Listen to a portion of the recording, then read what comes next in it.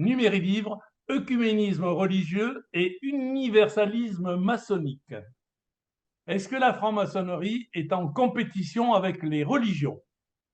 Cet œcuménisme religieux et l'universalisme maçonnique sont deux domaines totalement différents. La religion et la franc-maçonnerie peuvent se rencontrer sur de nombreux points, mais ils ont l'un et l'autre des origines et des finalités profondément différentes. Dans nos loges, dès le XVIIIe siècle, nous avons accueilli des gens de toutes les religions qui vivaient ensemble, qui travaillaient ensemble, qui cherchaient ensemble, qu'ils soient catholiques, protestants, anglicans, bien juifs, puis après musulmans. Les musulmans sont venus un peu plus tard, mais ils sont venus avec notamment le célèbre Abdel Kader. Donc, Pas de compétition. pas de compétition. On dit que l'ésotérisme maçonnique est lié aux traditions primordiales comme la Kabbale, la gnose, l'alchimie. Alors, est-ce que ce lien existe un peu, beaucoup ou pas du tout? Il existe beaucoup. La cabale juive, l'alchimie, la gnose, toutes les disciplines initiatiques antiques se retrouvent au sein de la franc-maçonnerie. Toutes. Nous sommes l'arche conservatoire des vieilles traditions initiatiques. C'est notre spécificité, c'est notre originalité, je dirais. Nous avons en nous des courants multiples que nous pouvons réunir. Et c'est pourquoi, vis-à-vis de la religion, sans avoir obligatoirement, loin de là, une religion, nous pouvons nous entendre et nous comprendre avec toutes les religions. Quels sont les requis pour activer la foi maçonnique? Est-ce que euh, ces requis, comment dirais-je, s'appuient sur l'ordre du monde, le sentiment que l'homme est perfectible, la nécessité de travailler, et quelle différence dans ces requis entre la foi maçonnique et la foi religieuse? La foi religieuse repose sur une doctrine et sur des dogmes précis.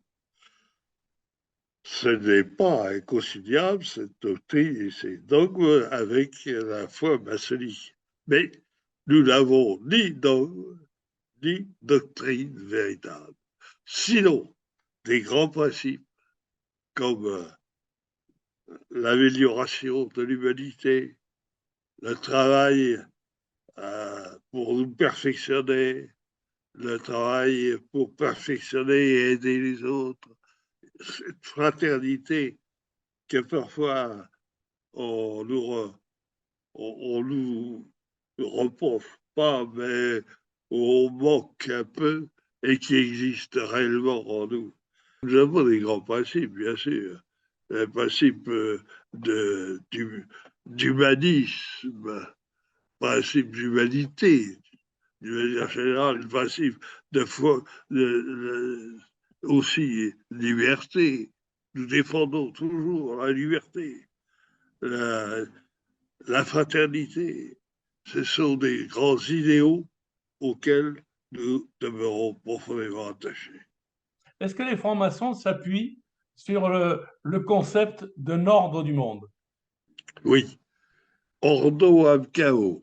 C'est la devise du Suprême Conseil de France qui régit les hauts grades de la maçonnerie écossaise. L'ordre, l'ordre cosmique, l'ordre qui doit exister à tous les niveaux, depuis le niveau personnel jusqu'au niveau général de l'humanité.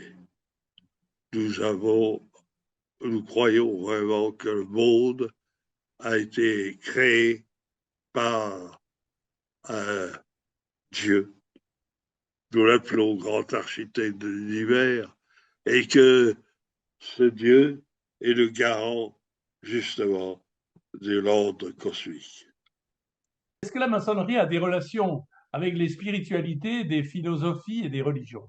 Bien sûr que nous travaillerons, nous devons travailler avec toutes les spiritualités, même les spiritualités orientales qui sont éloignées du déisme, du théisme qui existe dans notre civilisation depuis très longtemps. Ça, c'est important. Nous devons toujours nous, nous souvenir que nous sommes là pour améliorer la condition des hommes. Alors, ma dernière question, c'est est-ce qu'un franc-maçon peut-il être athée? Oui, non, pourquoi? À mon sens, je n'engage peut-être que moi, mais il n'est pas possible de rester athée en franc-maçonnerie. On peut y entrer sans être, à savoir, un Dieu, sans être théiste ou déiste, mais au fur et à mesure que nous progressons sur la voie du magistère, que nous progressons dans les grades de la maçonnerie, qui, je vous rappelle, sont vont dans le rite écossais du 1er au 33e, à mesure que nous progressons, nous découvrons qu'on ne peut se passer d'un principe créateur. Là, je crois qu'il y a Bolloré et Bolassi ont démontré très bien que les scientifiques aujourd'hui étaient souvent d'accord sur ce principe créateur, sur ce grand architecte, le, qui est la forme de Dieu, si vous voulez, une forme parmi d'autres. Leur livre, je fais de la publicité, Dieu, la science, des preuves, est un livre étonnamment constructeur d'une nouvelle philosophie. Eh bien, Jean-Jacques Gabu, merci pour ce très bel ouvrage. Bravo pour les réponses à toutes nos questions et à très bientôt sur iram.be et sur 450 FM.